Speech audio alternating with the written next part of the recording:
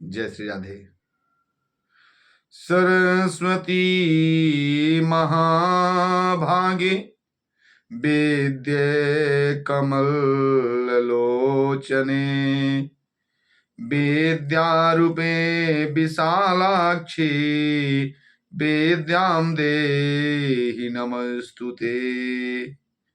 सनातन धर्मावलंबी बंधुओं, इस वर्ष 2024 में बसंत पंचमी का त्योहार 14 फरवरी को पड़ा हुआ है। आइए हम जानें बसंत पंचमी के त्योहार के दिन हमें क्या करना चाहिए और क्या नहीं करना चाहिए। सर्वप्रथम यदि आप पहली बार मेरे इस चैनल पर आए हों तो आपसे एक निवेदन है कि चैनल को सब्सक्राइब करके वीडियो को लाइक कर दें और बेल आइकन को जरूर दबा दें ताकि मेरे द्वारा जो भी वीडियो अपलोड की जाए वो आपको सुलभ ही प्राप्त हो जाए। माघ शुक्ल पंचमी को बसंत पंचमी कहा जाता है और इस दिन भगवती सरस्वती की हिंदुओं में बड़े धूमधाम के साथ पूजा की जाती है। माघ शुक्ल पंचमी भगवती शारदा का, सरस्वती का अवतरण दिवस है, प्रकट दिवस है। यह दिन छात्रों के लिए तो विशेष हो जाता है क्योंकि छात्र माता का पूजन बड़ी धूमधाम से करते हैं। विद्यालयों में, कॉलेजों में, क्लबों में, गांवों में, टोला में, मोहल्ला में, नगर में, सब जगह भगवती का पूजन होता है। तो आइए हम जानें कि हमें सनातन धर्मावलंबी को, हिंदुओं को क्या करना चाहिए।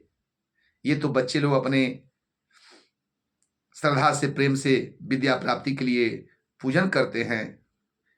एक हिंदू परिवार को क्या करना चाहिए इस बसंत पंचमी के दिन, एक सनातन धर्मावलंबी परिवार को क्या करना चाहिए बसंत पंचमी के दिन, इस संदर्भ में हम वीडियो लेकर के अपने चैनल पर उपस्थित हुए हैं। सबको जय श्री राधे। वीडियो को लाइक करके कमेंट में जय मां शारदे जरूर लिखिएगा और चैनल को सब्सक्राइब जरूर कीजिएगा। बसंत पंचमी के दिन हमें प्रातः काल उठ करके स्नान करके पीला वस्त्र धारण करना चाहिए और साथ में अपने परिवार के सभी लोगों को भी उठ करके स्नान करके पीला वस्त्र धारण कराना चाहिए।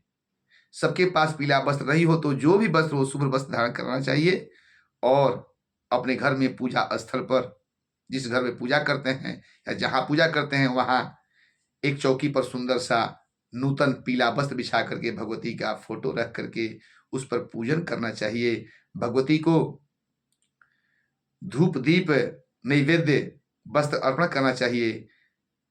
भगवती को पीला पुष्प अर्पण करना चाहिए, पीला चंदन चढ़ाना चाहिए, केसर का चंदन करना चाहिए और भगवती से अपने परिवार में सद्बुद्धि की कामना हेतु प्रार्थना करना चाहिए।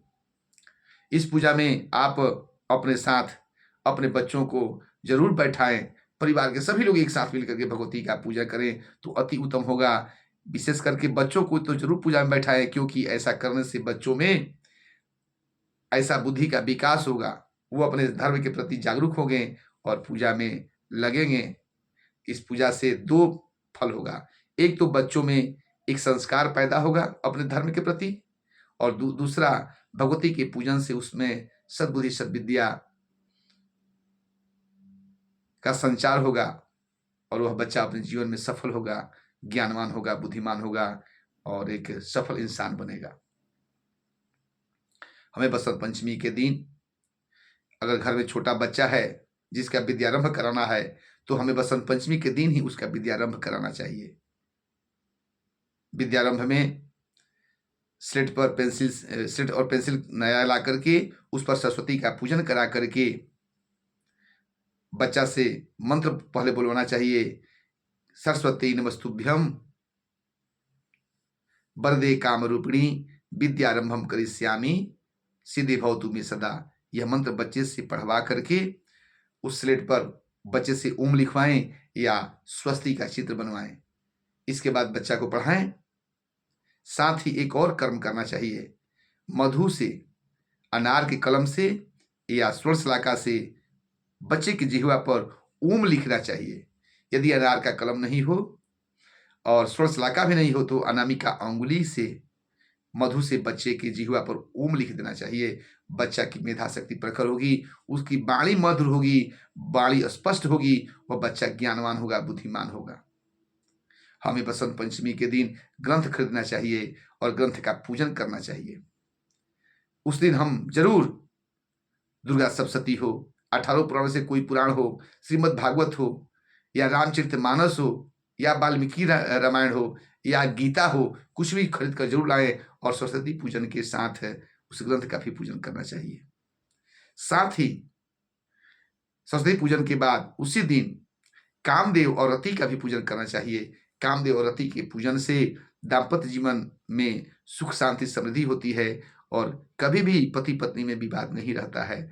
जिस के यहाँ पति पत्नी में विवाद है तो उस विवाद को मिटाने के लिए दोनों को, पति पत्नी को कामदेव और रति की पूजन करना चाहिए। यदि संभव नहीं है तो कम से कम एक को तो जरूर पूजन करना चाहिए और अपना दाम्पत्य सुखमय बीते इसकी प्रार्थना माता से करनी चाहिए, कामदेव से करना चाहिए, रति से करना चाहिए। भगवती प्रसन्न होती हैं और सबका बुद्धि विचार ठीक हो जाता है और दाम्पत्य जीवन सुखमय होता है। बिजनेस वृद्धि के लिए 31 सरसों के फूल माता को जरूर अर्पण करना चाहिए और उस फूल को ले जा करके अर्पण करने के बाद दूसरे दिन अपने बिजनेस स्थान पर अपने गल्ला में उसको रख देना चाहिए। बिजनेस व्यापार बढ़ता है। उस दिन हमें कोई भी अशुभ बात नहीं बोलना चाहिए, क्योंकि उस दिन एक न एक समय कभी जिह्वा पर सरस्वती का वास होता है। यदि आप अशुभ बात बोलेंगे, अगर उसी समय भगवती सरस्वती का जिह्वा पर वास हो गया तो वह बात सत्य हो जाती है और आपको जीवन भर पछतावा होगा। इसलिए अशुभ बात बोलने से, दुर्वचन बोलने से बचें, ब्रह्मचर्य रहें। व्रत हो सके तो आप उस दिन सरस्वती का व्रत रखें और यदि व्रत नहीं रखते हैं तो कम से कम भगवती का पूजन करके भोजन ग्रहण करें। घर में मांस, मछली, मदिरा नहीं बनना चाहिए और उस दिन समस्त सनातन धर्मावलंबी को, हिंदू धर्मावलंबी को, हिंदुओं को ऐसा भोजन ग्रहण नहीं करना चाहिए। मांस, मछली, मदिरा का भक्षण नहीं करना चाहिए। ऐसा करने से भगवती रुष्ट होती है और बुद्धि हरण कर लेती है। भगवती कृपा प्राप्ति के लिए यह अति पावन पवित्र त्योहार है, जिस त्योहार के करने से भगवती प्रसन्न होती है और इंसान जीवन में सफल होता है। जय श्री राधे।